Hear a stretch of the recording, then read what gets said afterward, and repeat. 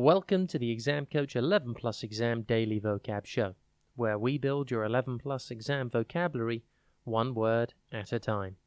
Today's word is torrid. It is pronounced Torrid, and it is spelt Torrid. Think two and then rid. Just the word rid in this case has two R's at the beginning. Torrid means extremely hot and dry, or characterized by passion or intense emotion, or something that is difficult. It's a great word to use when you want to talk about something that is very hot or intense, or something that is difficult. For example, you could say, the weather was torrid, with temperatures reaching over 100 degrees.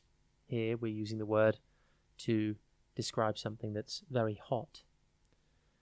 Or you could also use it in this way. The couple were in the midst of a torrid love affair. Here we're using it to describe something that's intense and full of passion. Or you could use it like this. He'd had a torrid time on the cramped train. Here we're using the word torrid to describe something that was difficult to bear. The word torrid comes from the Latin word torridus, which means parched or dried up by heat. The word has been used in English since the 17th century to describe a physical extreme heat or temperature.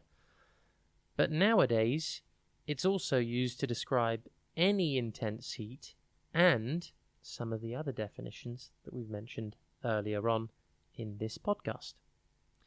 Synonyms for torrid are scorching, blistering, fiery, burning, and intense. Antonyms include cool, moderate, mild, and tepid.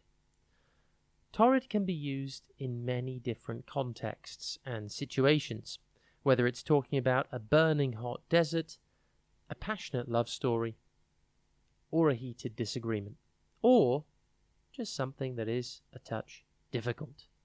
Impress your friends and family by using your new word today. Torrid. Have a top day ahead, and we'll be back tomorrow at the same time for another Exam Coach 11 Plus Exam Daily Vocab Show.